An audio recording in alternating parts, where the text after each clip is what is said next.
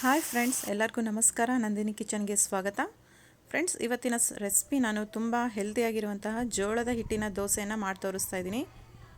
ಇದು ತುಂಬ ಸುಲಭವಾಗಿ ಮಾಡಿಕೊಳ್ಳುವಂತಹ ಒಂದು ರೆಸಿಪಿ. ಇದು ಬ್ರೇಕ್ಫಾಸ್ಟ್ ಅಂತಲೇ ಹೇಳ್ಬೋದು. ಬೆಳಿಗ್ಗೆ ಟೈಮಲ್ಲಿ ಇದನ್ನು ಹೇಗೆ ಮಾಡ್ಕೊಳ್ಳೋದಂತ ತೋರಿಸ್ಕೊಡ್ತೀನಿ.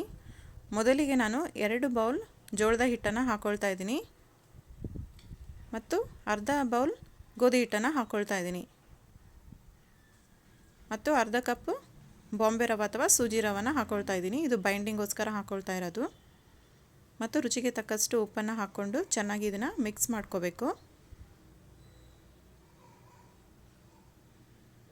ಮತ್ತು ಸಾಕಷ್ಟು ಕರಿಬೇವನ್ನು ಈ ಥರ ಸಣ್ಣದಾಗಿ ಕಟ್ ಮಾಡಿಕೊಂಡು ಹಾಕ್ಕೊಳ್ತಾ ಇದ್ದೀನಿ ಮತ್ತು ಕೊತ್ತಂಬರಿ ಸೊಪ್ಪನ್ನು ಸಹ ಹಾಕ್ಕೊಳ್ತಾ ಇದ್ದೀನಿ.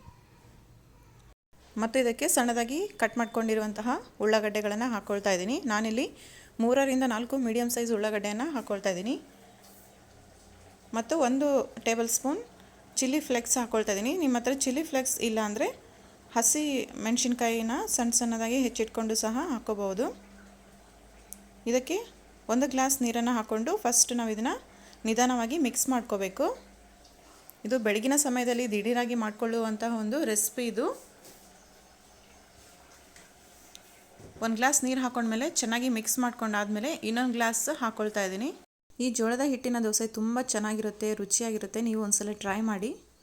ನೀರನ್ನು ಹಾಕೊಂಡ್ಮೇಲೆ ನಾವು ಸ್ಪೂನಿಂದ ಮಿಕ್ಸ್ ಮಾಡ್ಕೊಳ್ಳಾರ್ದೆ ನಾವು ಕೈಯಿಂದ ಮಿಕ್ಸ್ ಮಾಡಿಕೊಂಡ್ರೆ ನಾವು ಹಾಕ್ಕೊಂಡಿರುವ ಪ್ರತಿಯೊಂದು ಪದಾರ್ಥಗಳ ಫ್ಲೇವರು ಹಿಟ್ಟಲ್ಲಿ ಚೆನ್ನಾಗಿ ಬಿಟ್ಕೊಳ್ಳುತ್ತೆ. ಹಾಗಾಗಿ ನಾವು ಕೈಯಿಂದನೇ ಮಿಕ್ಸ್ ಮಾಡ್ಕೋಬೇಕಾಗುತ್ತೆ. ರೊಟ್ಟಿ ಮಾಡಲು ಟೈಮ್ ಇಲ್ಲದಾಗ ಈ ಥರ ಒಂದು ಬ್ರೇಕ್ಫಾಸ್ಟ್ನ ಮಾಡ್ಕೋಬಹುದು. ದಿಢೀರಾಗಿ ಹೆಲ್ದಿಯಾಗಿರುತ್ತೆ ಮತ್ತು ತಿನ್ನಲಿಕ್ಕೂ ಸಹ ತುಂಬ ರುಚಿಯಾಗಿರುತ್ತೆ. ಇವಾಗ 2 ಗ್ಲಾಸ್ ಹಾಕ್ಕೊಂಡಾದ್ಮೇಲೆ ಇನ್ನೊಂದು ಗ್ಲಾಸ್ನ ನೀರನ್ನು ಹಾಕ್ಕೊಳ್ತಾ ಇದ್ದೀನಿ. ಟೋಟಲಾಗಿ ನಾನಿಲ್ಲಿ 3 ದೊಡ್ಡ ಗ್ಲಾಸಿಂದ ನೀರನ್ನು ಹಾಕ್ಕೊಂಡಿದ್ದೀನಿ. ನೀರನ್ನು ಹಾಕ್ಕೊಂಡ್ಮೇಲೆ ಚೆನ್ನಾಗಿ ಮಿಕ್ಸ್ ಮಾಡ್ಕೊಂಡಾದ್ಮೇಲೆ ಫ್ರೆಂಡ್ಸ್ ನೋಡಿ, ಈ ಥರ ಒಂದು ಬಟ್ಟಲಿನಿಂದ ನಾವು ತೊಗೊಂಡು ದೋಸೆಗಳನ್ನು ಹಾಕೋಬೇಕಾಗುತ್ತೆ.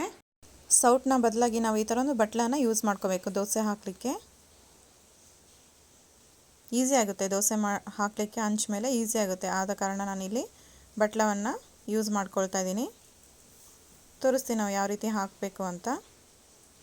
ಈಗ ಕೊನೆಯದಾಗಿ ನಾವು 1/4 ಟೀ ಸ್ಪೂನ್ ಸೋಡಾ ಪುಡಿಯನ್ನು ಹಾಕೋಬೇಕು.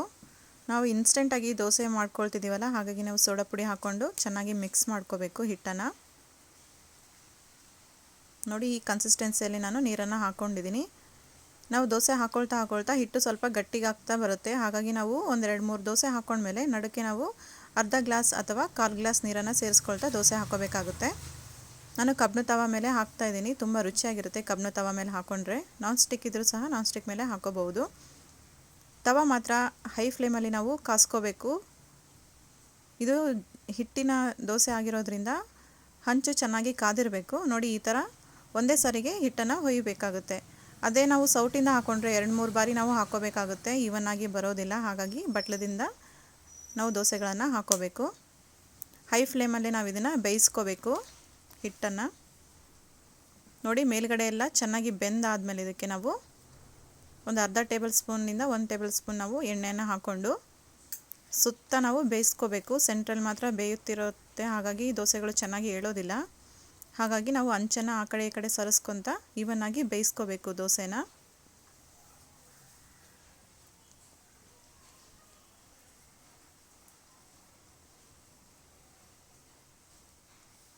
ಒಂದು 2-3 ನಿಮಿಷ ನಾವು ಬೇಯಿಸ್ಕೊಂಡಾದ್ಮೇಲೆ ಇದನ್ನು ಇನ್ನೊಂದು ಕಡೆ ನಾವು ತಿರುಗಿಸಿ ಹಾಕೋಬೇಕು. ನೋಡಿ ಎಷ್ಟು ಕಲರ್ಫುಲ್ಲಾಗಿ ಬಂದಿದೆ ಅಂತ. ಇನ್ನೊಂದು ಸೈಡ್ ನಾವು 2-3 ನಿಮಿಷ ಬೇಯಿಸ್ಕೊಂಡಾದ್ಮೇಲೆ ಇದನ್ನು ಒಂದು ಸರ್ವಿಂಗ್ ಪ್ಲೇಟ್ಗೆ ಸರ್ವ್ ಮಾಡಿಕೊಂಡು ಯಾವ ಚಟ್ನಿ ಜೊತೆಗಾದರೂ ನಾವು ಇದನ್ನು ತಿನ್ಬೋದು. ತುಂಬ ರುಚಿಯಾಗಿರುತ್ತೆ. ಇದಕ್ಕೆ ಅಲ್ಲದ ಚಟ್ನಿ ಆದರೆ ಇನ್ನೂ ತುಂಬ ಟೇಸ್ಟ್ ಚೆನ್ನಾಗಿರುತ್ತೆ. ಹಾಗೆ ಇನ್ನೊಂದು ದೋಸೆನೂ ಸಹ ನಾನು ಮಾಡಿ ತೋರಿಸ್ತೀನಿ ಎಷ್ಟು ಚೆನ್ನಾಗಿ ಬರ್ತಾ ಇದ್ದಾವೆ ಅಂತ ನೋಡಿ. ನಾವು ಪ್ರತಿ ಸಾರಿ ದೋಸೆ ಹಾಕಬೇಕಾದ್ರೆ ಹಿಟ್ಟನ್ನು ನಾವು ಚೆನ್ನಾಗಿ ಕಲಿಸ್ಕೊಂಡು ಹಾಕ್ಕೋಬೇಕು. ರವೆ ಮತ್ತು ಎಲ್ಲ ಇಂಗ್ರೀಡಿಯೆಂಟ್ಸ್ ಕೆಳಗೆ ಕೂತಿರೋ ಕಾರಣ ನಾವು ಮಿಕ್ಸ್ ಮಾಡ್ಕೊತಾನೆ ಹಾಕ್ಕೋಬೇಕು. ನೋಡಿ ಎಷ್ಟು ಜೇನುಗೂಡು ಥರ ಗುಳ್ಳೆ ಗುಳ್ಳೆಯಾಗಿ ದೋಸೆಗಳು ಬರ್ತಾ ಇದ್ದಾವೆ ಅಂತ.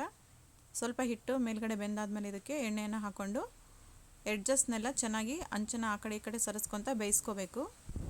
ಆಗ ದೋಸೆ ಚೆನ್ನಾಗಿ ಏಳ್ತವೆ ಅಂಚಿಂದ.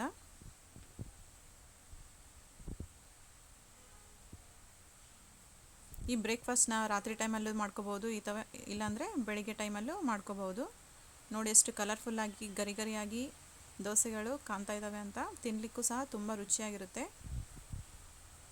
ಇನ್ನೊಂದು ಸೈಡ್ ನಾವು 2-3 ನಿಮಿಷ ಚೆನ್ನಾಗಿ ಬೇಯಿಸ್ಕೊಂಡಾದ್ಮೇಲೆ ಇದನ್ನು ಒಂದು ಸರ್ವಿಂಗ್ ಪ್ಲೇಟ್ಗೆ ಸರ್ವ್ ಮಾಡಿಕೊಂಡ್ರೆ ತುಂಬ ರುಚಿಕರವಾಗಿರುವಂತಹ ಜೋಳದ ಹಿಟ್ಟಿನ ದೋಸೆ ರೆಡಿಯಾಗಿದೆ. ಈ ವಿಡಿಯೋ ನಿಮಗೆ ಇಷ್ಟ ಆದರೆ ಒಂದು ಲೈಕ್ ಮಾಡಿ. ಹಾಗೆ ಈ ರೆಸಿಪಿ ನಿಮಗೆ ಇಷ್ಟ ಆದರೆ ನಿಮ್ಮ ಫ್ರೆಂಡ್ಸ್ ಫ್ಯಾಮಿಲಿಗೆಲ್ಲ ಶೇರ್ ಮಾಡಿ. ಯಾರೆಲ್ಲ ಹೊಸದಾಗಿ ನೋಡ್ತಿದ್ದೀರಾ ನಮ್ಮ ಚಾನಲನ್ನು ಸಬ್ಸ್ಕ್ರೈಬ್ ಮಾಡ್ಕೊಳ್ಳಿ. Thank you for watching.